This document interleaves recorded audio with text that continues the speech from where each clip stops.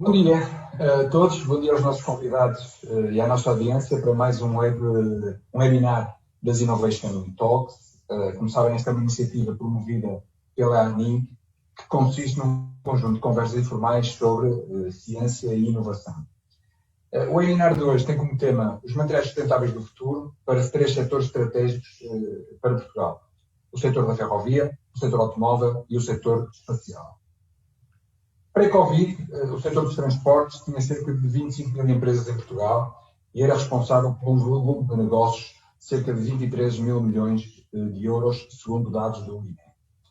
Setor que é responsável também por 9% do valor acrescentado bruto da economia da União Europeia, mas também por 27% do total de emissões de CO2. Em dezembro de 2020, a União Europeia aprovou o objetivo de, em 2030, cortar em 55% a emissão de gases de estufa, com base em referências de CO2 de 1990. Em 22 de fevereiro de 2021, a Comissão Europeia propôs a criação de 10 novas parcerias público-privadas com o objetivo de acelerar a transição para uma Europa mais verde, digital e de neutralidade carbónica, com a União Europeia a investir 10 mil milhões de euros e a indústria a corresponder com igual montante. Das 10 parcerias, destacam-se a Circular Bio-Based Europe, Clean Hydrogen, Clean Aviation e a Europe's Rail. Em paralelo, as empresas do setor da ferrovia, aeroespacial e automóvel estão a investir no desenvolvimento de novos materiais mais leves, sustentáveis e mais eficientes, por forma a cumprir com estas novas e ambiciosas metas. Portanto, eu vou realizar aqui algumas questões aos nossos convidados e depois vamos ouvir algumas questões também do público e, portanto, eu passo por me apresentar. O meu nome é Nuno Guimarães, sou presidente do Conselho de Administração do PIEP, Polo de Inovação e Engenharia de Polímeros, e tenho hoje comigo três convidados: o Rui Marcelino, que é CEO da Alma Design, é também vice-presidente do Cluster Português para as Indústrias da Aeronáutica, Espaço e Defesa, o AED Cluster Portugal. Tenho também o Júlio Grilo, diretor do Departamento de Investigação e Inovação da Simolde, e o Paulo Antunes, gestor técnico da área de Mecânica e Materiais na Stratosfera. Apresentando aqui, se calhar começando pelo Rui Marcelino, é licenciado em Engenharia Mecânica pelo Instituto Superior Técnico de Lisboa e Master em Design de Meios de Transporte pela Escola Politécnica de Design de Milão. É também doutorado em Design pela Faculdade de Arquitetura da Universidade Técnica de Lisboa, na área de Gestão de Processos de Design, e é fundador da Alma Design. Recebeu o Prémio Nacional de Design em 99 e 2009, o Good Design Award em 2009, 2013 e 2015, uma menção honrosa nos DNA Awards em 2009, o Green Good Design Award em 2010, Crystal Cabin Award 2012 e o Prémio Tassiano da Costa 2015, entre outros. É fundador e membro da PFP, Plataforma da Ferroviária Portuguesa, e da AED, Federação das Associações Aeronáutica, Espaço e Defesa. Acho que me esqueci de nenhum prémio aqui. Se fosse o caso, peço desculpa. Temos depois também o Júlio Grilo, que é desde 2015 o diretor de inovação do Grupo Simoldes, maior fabricante europeu de moldes de aço e um dos maiores produtores de peças plásticas para o setor automóvel, com fábricas nas mais diversas geografias. E de 2001 a 2015 foi diretor de desenvolvimento e projetos, com vasta experiência em projetos de produtos e processos para o automóvel. Por fim, o Paulo Antunes, que é engenheiro sénior e gestor técnico da área de Mecânica e Materiais na Stratosfera, e é doutorado em Ciências e Engenharia de Polímeros pela Universidade do Minho. Portanto, aproveito para dar as boas-vindas aos três à distância desta vez. E, portanto, passando se calhar aqui às nossas... Desculpa, eu esqueci-me só de fazer aqui Desculpa, dar aqui noutra folha. Portanto, a Stratosfera é uma empresa focada no desenvolvimento de soluções e produtos para a monitorização da integridade estrutural de componentes e diagnósticos e prognóstico de aplicações críticas de sistemas de materiais avançados para os setores da aeronáutica e do espaço. Portanto, agora sim, entrando aqui nas questões, nós começamos pontualmente ao meio-dia. Isto será uma sessão que terá à volta dos 45 minutos. Portanto, eu tenho aqui três questões preparadas para debatermos com estes nossos três convidados. No final teremos um espaço para questões do público que está a assistir. E portanto vamos tentar cumprir aqui com o horário para correr tudo bem. Portanto, havendo um caminho longo no campo da certificação e a sua dependência das OEMs, que é essencial para cada um dos setores abordados, como é que as empresas portuguesas se podem posicionar ao nível da criação do design, obviamente, engenharia e transformação para promover e implementar o uso destes novos materiais? E se calhar começava pelo Rui Marcelino, que está mais nesta área. Rui, por favor. Muito bem, bom dia também. Agradeço à organização destas Innovation Talks, quero também aqui ao PIEP e à Agência de Inovação. É um prazer participar e cumprimento também os membros do painel e todos os que estão a ouvir. Em resposta à sua pergunta, e porque obviamente o tempo aqui é curto, relativamente à questão do posicionamento das empresas, vou falar-vos da perspectiva do design. O design integra as necessidades dos utilizadores e operação com os requisitos dos materiais e da tecnologia. E a pedra?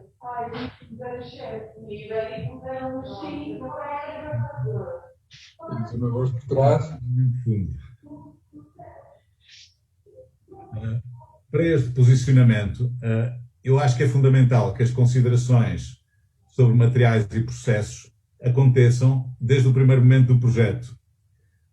E nesse aspecto, na altura em que é especificado um novo produto ou serviço, há habitualmente uma dicotomia entre aquilo que a engenharia e a tecnologia preconiza e aquilo que às vezes os gestores, os técnicos de marketing podem preconizar sobre o que são novos produtos e serviços. Aí eu acho que é o primeiro posicionamento que as empresas têm que considerar, que é a intervenção e a participação, por exemplo, do design nessa fase de especificação, ajuda a antecipar de que forma é que o casamento entre as necessidades e as tecnologias pode ser feito desde a definição inicial do produto.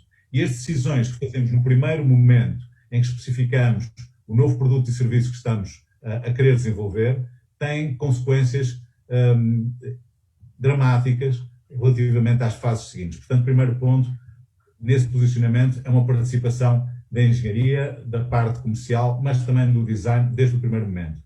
Isto significa também uma nova abordagem ao processo de desenvolvimento de produtos e em que as ferramentas de avaliação, por exemplo, dos impactos ambientais incutidos no desenvolvimento desse produto podem ser introduzidas desde o primeiro momento. Hoje em dia existem ferramentas digitais já desenvolvidas que devem estar integradas dentro do processo de desenvolvimento de produtos para avaliarmos o impacto ecológico das intervenções em que estamos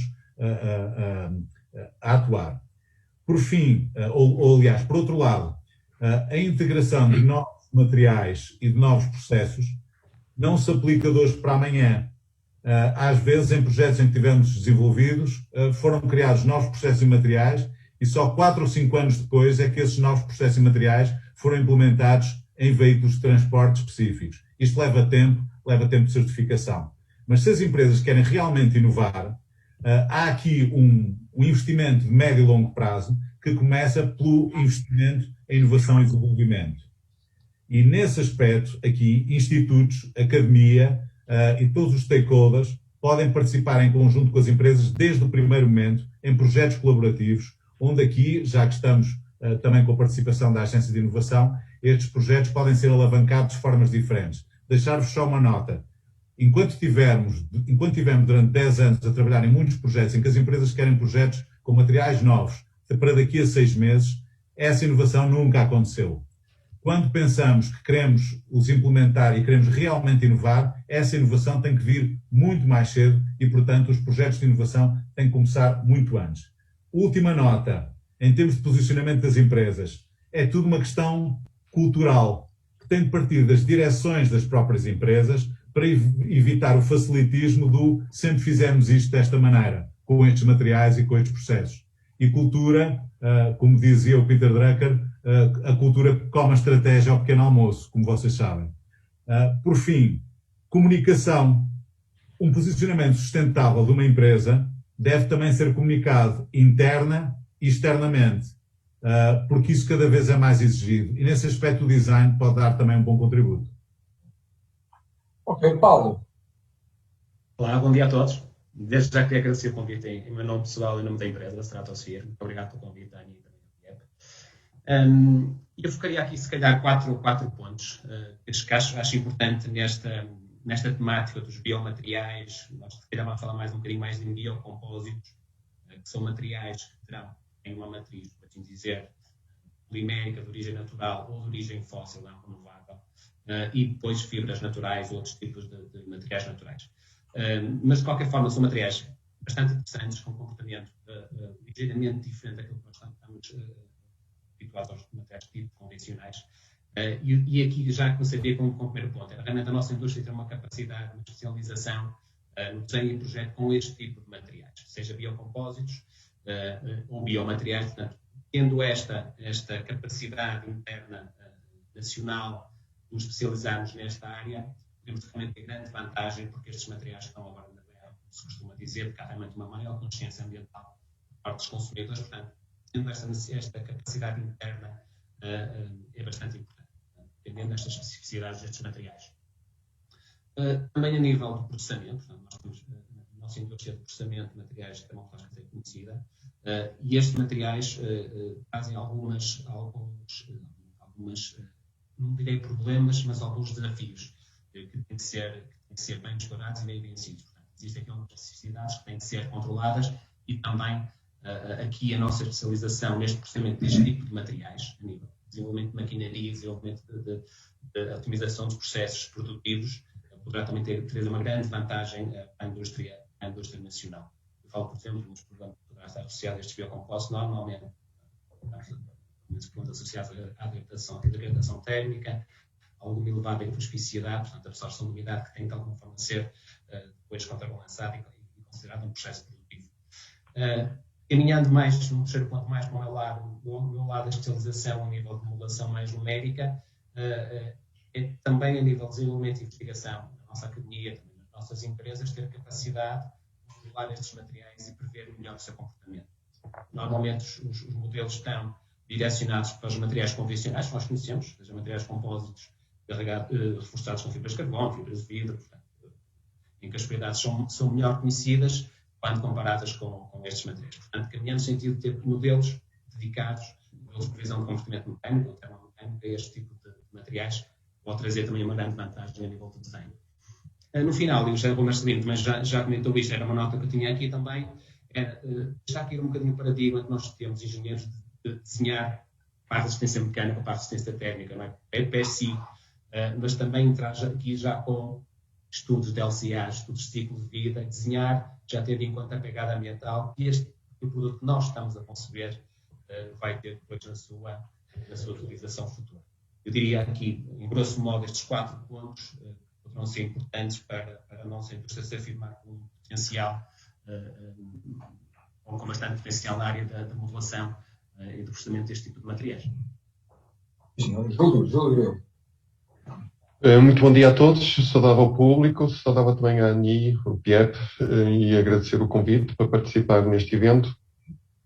Para responder de uma forma concreta à pergunta, eu se calhar faria um enquadramento desta questão com a própria história da humanidade, para ressalvar a importância dos materiais que marcou a história da humanidade. Portanto, nós tivemos a Idade da Pedra, tivemos a Idade do Bronze, a Idade do Ferro, a Revolução Industrial, e tivemos um século passado com um desenvolvimento acelerado em novas tecnologias, que continua no início do século XXI, e normalmente as novas tecnologias, ou as tecnologias estão sempre, em especial as tecnologias de fabrico, estão associadas a materiais. E nós não podemos deixar de fazer esta dissociação dos processos de fabrico aos materiais. E isto para vos dizer que a experiência que eu tenho a nível do desenvolvimento dos materiais atuais, entre o início no laboratório até aparecer em produto, ronda entre os 15 a 20 anos, e há uma expectativa de uma redução abrupta no tempo de desenvolvimento dos materiais, também recorrendo a todas estas novas tecnologias que têm vindo a ser desenvolvidas desde o início do século passado até o início deste século. Pronto, e aquilo que que o Paulo falou a nível da modulação numérica, a nível do tratamento de dados, o aumento da velocidade computacional dos computadores, nós creio que poderemos ter uma expectativa de desenvolvimento dos novos materiais acontecer entre 5 a 7 a 8 anos. E eu acho que em Portugal, quer as universidades, quer as empresas vão ter que se adaptar para realizar este desenvolvimento mais acelerado dos materiais. A parte sensorial ou a parte da sensorização terá um contributo enorme para a modulação destes novos ou a estruturação destes novos materiais e para acelerar o próprio processo. Por fim, também dizer que existem tecnologias emergentes que irão condicionar também muitos materiais, e aqui falaria muito da produção aditiva, como sendo uma tecnologia emergente que irá, se calhar, não depender tanto dos materiais dos processos de fabrico. Porque quando nós fazemos a seleção, muitas vezes, dos materiais, não é só tendo em conta os requisitos funcionais do material, mas também temos muito em conta a parte dos processos de fabrico. E eu creio que a produção aditiva, no futuro, e todas as tecnologias que estão a ser desenvolvidas, não haverá uma dependência tão grande a nível do processo de fabrico como existe nos processos de fabricos atuais. Portanto, eu creio que toda esta parte do tempo para desenvolvimento dos materiais, ela vai ser reduzida.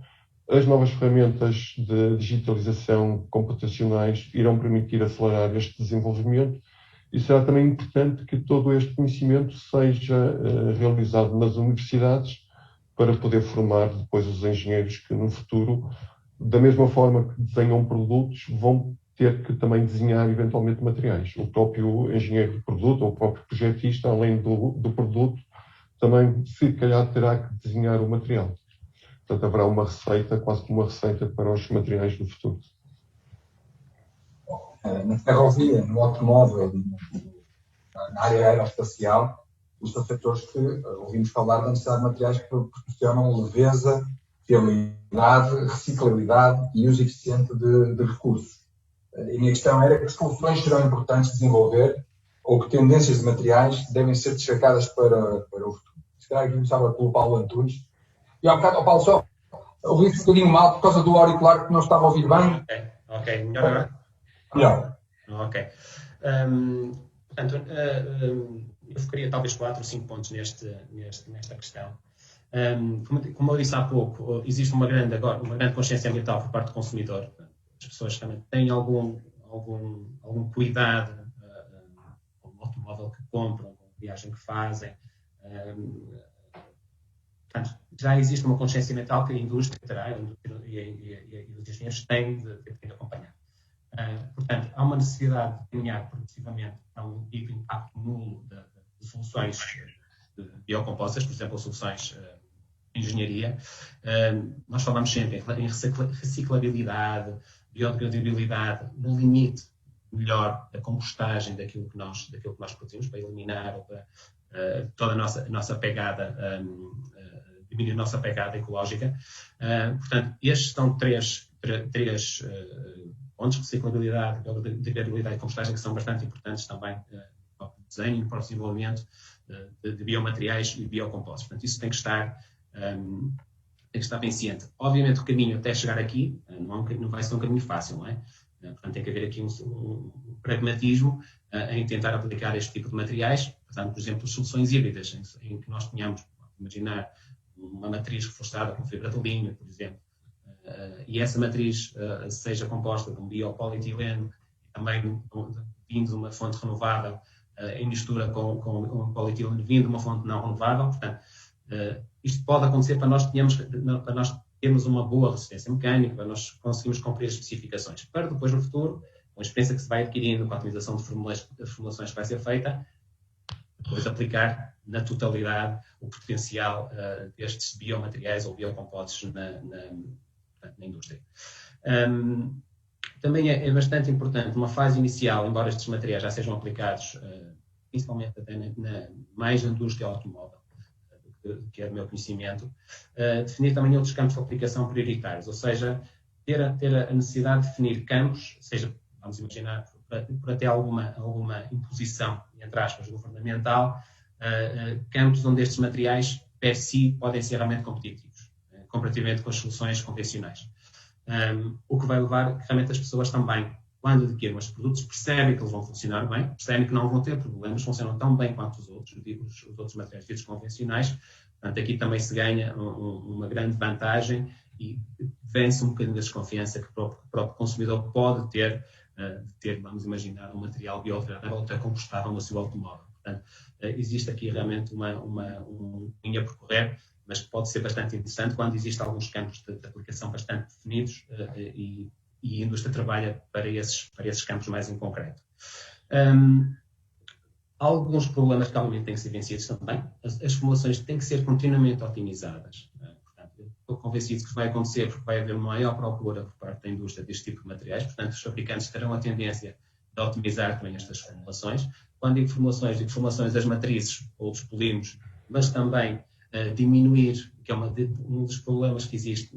Quando falo de fibras naturais, falo portanto, de fibras que vindas de caules, de folhas, de sementes. Podemos também falar de cortiça, que é um material bastante interessante, mas um bocadinho diferente neste aspecto do reforço,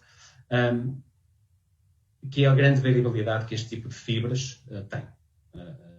Portanto, existe uma grande variabilidade, vamos imaginar, o modo de elasticidade pode variar com uma fibra de linho entre 30 a 100 gigapascais. Portanto, para um engenheiro é bastante difícil trabalhar com esta grande variabilidade. Não é fácil porque obviamente os materiais são naturais, não há um lote, por assim dizer, as características mecânicas das fibras vão variar em função da estação do ano, da temperatura, da água no sol, mas existe aqui alguma necessidade de caminhar no sentido de ter materiais em que haja uma menor variabilidade das suas propriedades para melhorar também a performance do desenho. E pronto, um bocadinho por aqui estes 4 ou 5 pontos que referi que seriam mais importantes a cá, por assim dizer. Okay. Rui Marcelino. Bem, bom, este tema de que soluções são importantes desenvolver esta obviamente tem que ser muito curto porque dava para fazer aqui isto porquê? Porque na verdade estando no nosso caso, a nossa experiência de Alma Design a trabalhar principalmente com a área de portes, o tema leveza e sustentabilidade é comum a todas e é absolutamente transversal a todas. Não há praticamente projetos em que estejamos envolvidos em que o tema, por exemplo, da leveza não seja pertinente, principalmente porque leveza implica menor consumo energético durante a utilização. E, portanto, se multiplicarmos cada grama por cada milhar ou cada quilómetro que um determinado veículo vai fazer, é incontornável. Depois, é qua non para qualquer projeto na área, nestas áreas que estamos a falar. Sobre a parte de tecnologias e processos, eu acho que, como referiu há bocadinho o Júlio Grilo, a questão da manufatura aditiva vai fazer uma revolução brutal. Tudo o que são ferramentas, gastos em energia em ferramentas, vai provavelmente diminuir brutalmente. Há um desperdício muito menor de materiais. E aquela solução ou aquela situação que durante anos no design, por exemplo, havia, que é sempre a questão, mas isto desmolda ou não desmolda? Neste momento, cada vez isto aplica-se menos porque, na verdade, não precisa de desmoldar. E não só é uma questão geométrica, como é uma questão das próprias propriedades. Há investigação neste momento em que eu, na mesma peça feita por fabricante, posso fazer uma variação de secções e de propriedades ao longo desse mesmo fabrico. Imaginem o que isto representa em termos de mudança de paradigma face a tem que ser do molde com esta secção e com estas características. Portanto, isto é uma revolução gigante. E uma revolução gigante de material e de energia na preparação das peças e dos materiais. Já para não falar na questão da escala, que é sempre uma questão brutal. Quando fabricamos para a indústria automóvel uma coisa, quando fabricamos, por exemplo, para a indústria ferroviária, as escalas são mais pequenas e para a espacial, para a aeronáutica, mais. Imaginem, por exemplo, que num banco de executiva, atualmente, aquelas peças metálicas que vocês veem são maquinadas uma a uma a partir de um bloco. Imaginem o que isso representa em termos de energia e de material que tem que ser recuperado a seguir. Portanto, isto é um tema brutal e que eu acho que vai ser provavelmente, o Júlio referiu há bocadinho e o Paulo também, vai ser provavelmente a maior revolução. Ainda estamos no princípio, no meu entender. Depois, há uma questão muito importante que vem do projeto, e aí o design, inevitavelmente, tem que puxar a brasa à sardinha, que é a questão da integração de funções. Quanto mais funções eu conseguir integrar no fabrico de determinada peça, menos peças e menos componentes eu vou ter que ter. E, portanto, a integração de sensores, a integração de funções no mesmo componente, implica menos trabalho de desmantelamento e de desmontagem no final do ciclo de vida. E isso também é pensar sustentabilidade, é pensar leveza, é pensar integração. Por fim, eu acho que não podemos também separar, um tema muito importante que o Paulo falou há bocadinho, o Júlio também, nós cada vez mais trabalhamos, quer para interiores, quer para exteriores, com materiais utilizando fibras naturais, por exemplo, em materiais compósitos. Portanto, o compósito não vem apenas do juntar materiais diferentes, vem também da forma como eles são fabricados, neste caso. E, por fim, para terminar, é uma responsabilidade de todos, desde o projeto, e nós, como estamos muito nessa fase, estamos intimamente ligados a isso, pensar que nós temos que projetar do princípio, pensando em todo o ciclo de vida do produto, e não pensar que no fim aparece alguém que há de reutilizar e reciclar isto. Não é isso. Isso tem que vir no princípio da equação. E quando pensamos em ferrovia, quando pensamos em aeronáutico, em automóvel, e quando pensamos, estamos a ser mais ecológicos porque vamos todos passar para a energia elétrica. Ok, e o que é que se faz com todos os carros a combustão quando eles chegarem ao final do seu ciclo de vida? O que é que vai acontecer com eles? Estamos a gerar um desperdício gigante. Espero que nas próximas gerações e nas próximas gerações de produto todos tenhamos a consciência que qualquer coisa que produzimos de novo vai gerar no fim algo de velho. E esse de velho é responsabilidade nossa pensar o que é que vai acontecer com ela. E, portanto, é um repto que eu acho que toda a comunidade que está ligada à parte de desenvolvimento de produto e processos tem que, obviamente, abarcar. Isto ser o último, com 2 interlocutores desta qualidade, pois é difícil já fazer a diferença. Eu adicionaria, relativamente ao que o Paulo e o Rui falaram, 2 questões relativamente ao automóvel. Uma delas seria uma tendência que, à partida, o automóvel terá no futuro. É o veículo elétrico ou o motor elétrico virá para ficar. Veremos por muitos anos, mas aparentemente nos próximos 10 anos será uma realidade incontornável. E isso, para reforçar o que o Rui e o Paulo falaram, que uma das principais características que os materiais terão que ter é, efetivamente, materiais com super densidade reduzida. Mas essa característica que é pedida hoje aos materiais, ela não é permitida que os materiais, por terem uma super densidade reduzida, tenham propriedades mecânicas inferiores. Portanto, o que é pedido, e isto é que é a dificuldade da tecnologia de desenvolvimento dos novos materiais, é que, pelo facto de eles serem mais leves, não queremos que eles sejam menos performantes. E essa é a grande dificuldade em encontrar soluções de materiais com densidade reduzida, mantendo propriedades semelhantes. Portanto, sendo o veículo elétrico uma realidade no automóvel, também diria que uma propriedade que os materiais cada vez terão que ter mais é também uma maior resistência eletromagnética, devido à quantidade de energia que é gerida dentro do automóvel, os campos magnéticos gerados, e isto não só ligado aos termoplásticos, mas eu diria transversal a todos os materiais que integram um automóvel, desde os metais, é efetivamente uma grande resistência eletromagnética. E, por outro lado, uma realidade também que vemos que o automóvel vai evoluir é o veículo partilhado. O veículo partilhado, o que é que vai acontecer? É ótimo para quem produz, quem fabrica carros, porque é esperado que com o veículo partilhado, um veículo que antes durava 10, 12, 15 anos, ao fim de 4 anos, 5 anos, faça o seu tempo de vida, e isso vai exigir que os materiais tenham uma maior resistência ao desgaste em uso intensivo. Pronto, e os materiais ao dia de hoje creio que ainda não terão ou não estarão preparados para este uso intensivo, fadiga, estas solicitações com uma frequência superior ao que existe ao dia de hoje.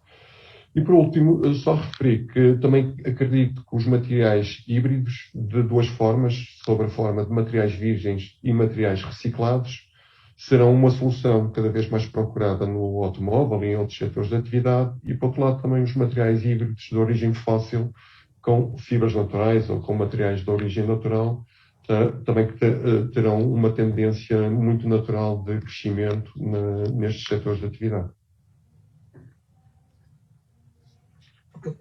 Passamos então para a terceira pergunta, que seria como é que os três pilares da sustentabilidade, o económico, lógico e societal, influenciam o desenvolvimento de novas soluções de engenharia com materiais sustentáveis e como é que os consumidores percepcionam a implementação de soluções sustentáveis. Eu se calhar começava pelo Rui Marcelino nesta questão.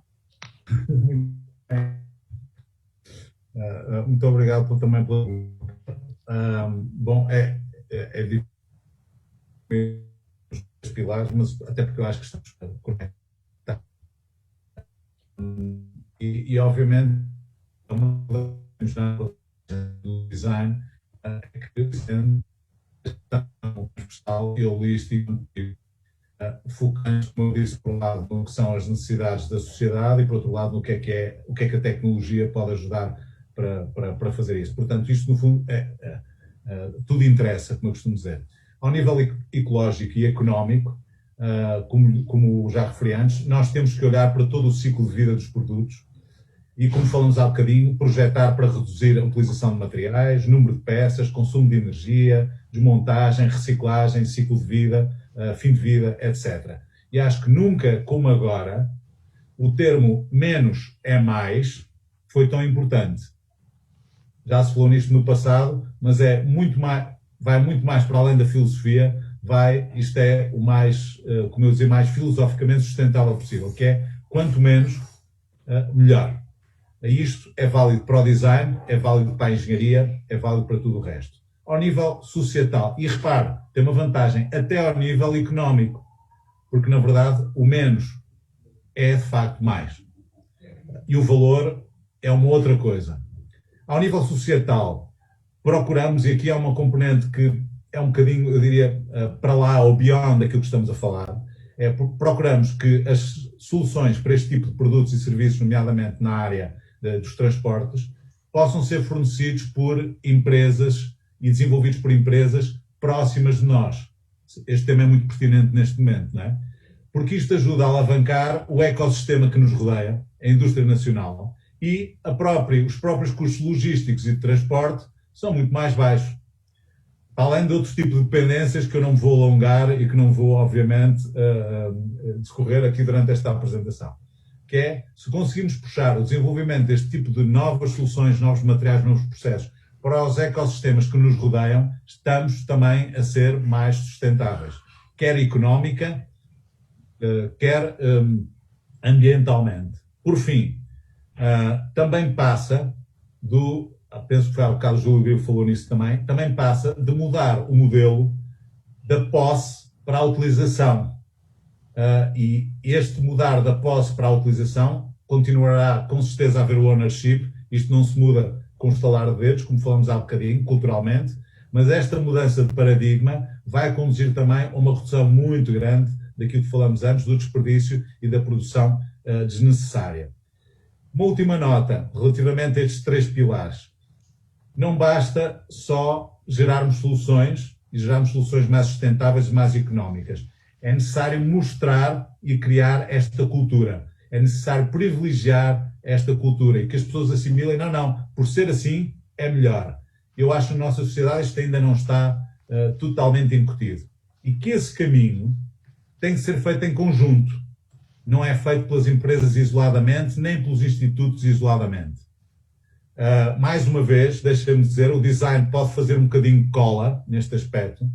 E lembro-me que em 2012, não posso deixar de referir aqui, ganhamos o nosso primeiro prémio lá na Alma Design, um Crystal Cabin Award, foi o primeiro que ganhamos, o segundo foi agora este mês, para grande orgulho, com um projeto chamado LIFE, que foi financiado, curiosamente, pelo CREN, já que estamos aqui a ANI a assistir, e foi distinguido pela OCDE como um case study de colaboração para a sustentabilidade.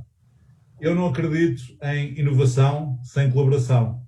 E não acredito que essa colaboração e que esses resultados possam existir sem existir utilizadores finais, sem existir empresas e sem existir investigação, desenvolvimento e academia. E esse é o outro repto, que é, também não vamos lá a nível económico, ecológico e societal se não pusermos este trio a funcionar em conjunto. E Paulo?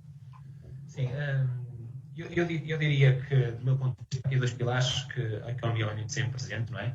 Mas há aqui dois pilares que vão guiar a implementação destes materiais. Eu acho que o pilar ecológico e a própria sociedade vai quase exigir que esta transformação, que a utilização destes materiais seja feita com mais regularidade, porque as pessoas cada vez mais preocupadas com estas questões ambientais veem com muitos bons olhos a implementação destes materiais nos automóveis que conduzem, nos aviões que voam. Portanto, eu acho que aqui a ecologia e a sociedade vai puxar cada vez mais este tipo de materiais. Não tenho grandes dúvidas quanto a isso. Porque a percepção da sociedade está muito virada para aí. Obviamente pode implicar que realmente haja aqui algumas ações governamentais que vão tender não direi forçar, mas a levar a que estes materiais sejam mais regularmente utilizados. Tem que haver aqui realmente algum cuidado, que é não tentar aplicar estes materiais, não tentar forçar a aplicação destes materiais em campos onde realmente a sua utilização pode não ser assim tão vantajosa, porque podemos perigar realmente depois, como já disse há pouco, a sua utilização futura. E passar a ideia que a utilização de materiais de origem natural não é si logo sinal que são piores que materiais sintéticos. Não é verdade.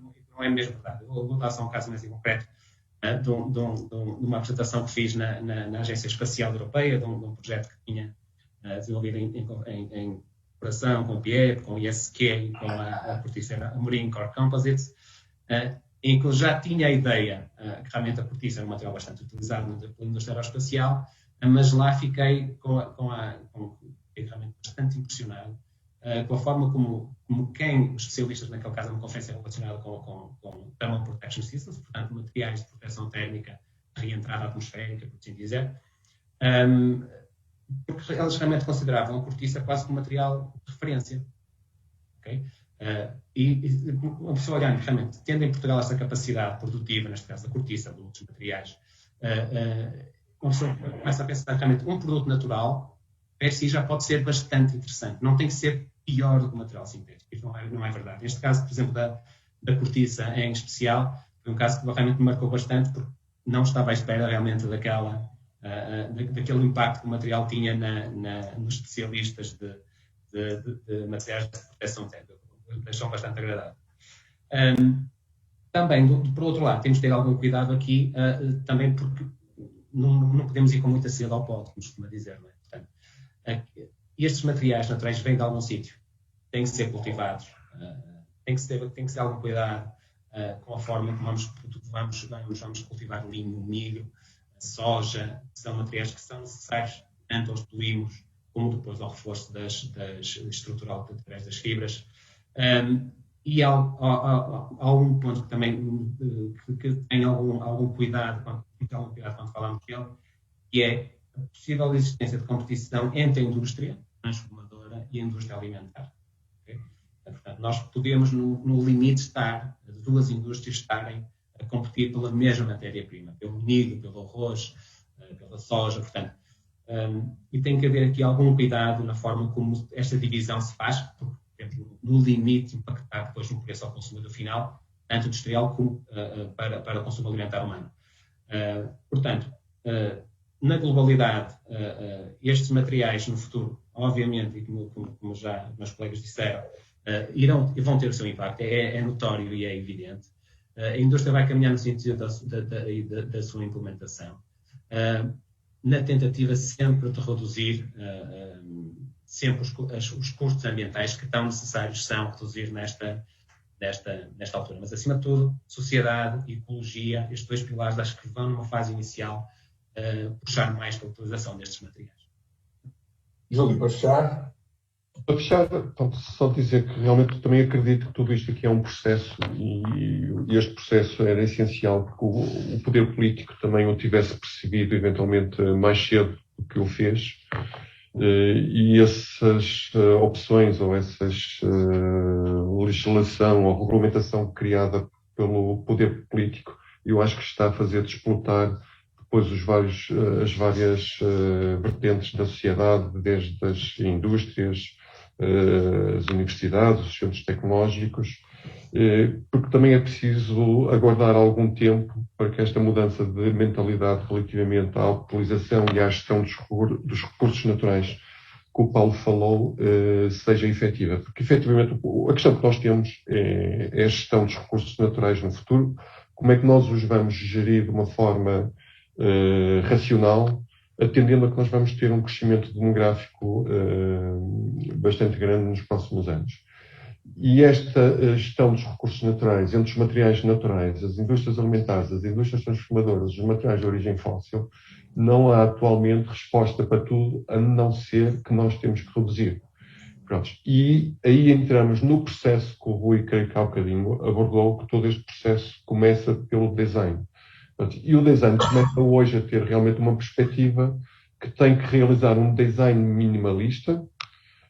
Portanto, só vai criar aquilo que efetivamente for necessário. O engenheiro só vai especificar e vai dimensionar o produto com os requisitos ou com as funções que realmente necessita de ter.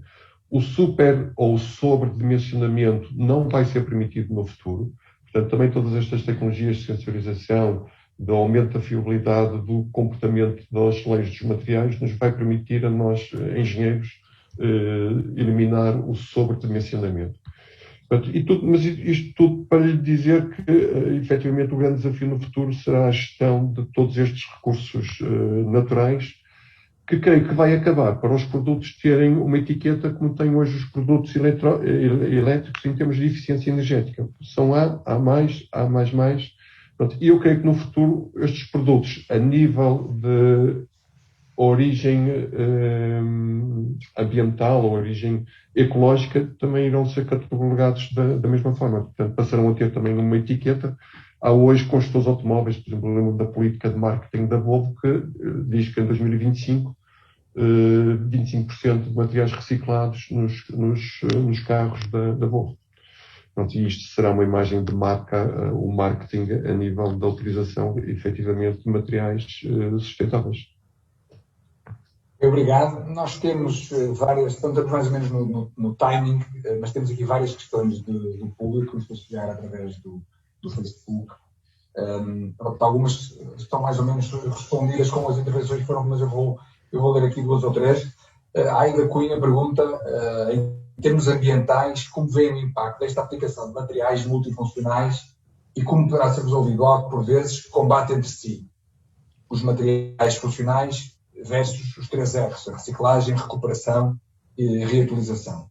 Como não temos tempo para passar pelos 3, eu não sei se algum quer responder em concreto esta pergunta. Paulo, Júlio. Eu estava repetindo, Nuno, por favor. Posso responder? Só para perceber. Em termos ambientais, como vê o impacto desta aplicação de materiais multifuncionais e como poderá ser resolvido algo, por vezes, combate entre si materiais funcionais versus reciclagem, recuperação e reutilização? Pronto, eu tenho a percepção ao dia de hoje que o que vai vencer é a reciclagem, a reutilização e a política dos 3 R's. Peço desculpa, está-me a faltar a reutilização. Exatamente. Recuperação e reutilização. Pronto, eu acho que vai vencer. Há materiais que, por exemplo, os materiais termoinducíveis, da família também dos polímeros, que a tendência será desaparecer, uma vez que não são materiais reutilizáveis ou reprocessáveis. E essa eu creio que será efetivamente uma grande característica dos materiais do futuro, serão todos eles serem reutilizados, recicláveis, mesmo noutros setores de atividade, mas terem essa característica. Quem não a tiver, eu creio que até de uma forma económica será penalizado por isso, se não de uma forma também legal. Okay. Temos aqui outra questão da Carolina Moraes, que pergunta: tem havido estudos de como implementar a solução dos materiais híbridos em Portugal e haverá mercado? Paulo. Não, a nível nacional não tenho conhecimento, pode haver, não sei, não tenho conhecimento. A nível europeu sei que há vários projetos, alguns já terminaram, em que houve estudos para a implementação basicamente de compósitos e de biocompósitos híbridos de fibras naturais com fibras de carbono recicladas. E caminha um bocadinho no sentido realmente da reciclagem, que normalmente não é feita de resíduos de carbono, por exemplo, e fazer esta mistura com fibras naturais, que parece-me ser um caminho também bastante interessante. Ou seja, o caminho progressivo até termos um material completamente compostável, e buscar também todas as propriedades mecânicas que as fibras de carbono recicladas ou trituradas têm. E nesse aspecto eu diria que há mais a nível académico, de R&D, por assim dizer, do que propriamente de aplicação. Não sei se os meus colegas do painel têm mais conhecimento, eu tenho deste, mas se quiserem também dizer mais alguma coisa. Eu, se calhar, passava para a pergunta seguinte, e se calhar passava ao Rui Marcelino, uma do Filipe Sousa, que diz: o nosso tecido empresarial está muito agarrado aos sistemas convencionais. Como alterar cultura, economia, financiamento social e ambiental? É uma excelente pergunta. Eu, se soubesse responder a ela, acho que deveria ir para político e mandar no país ou qualquer coisa desse género. Mas, eu acho que a pergunta é muito difícil e vou começar, e acho que a pergunta é pertinentíssima.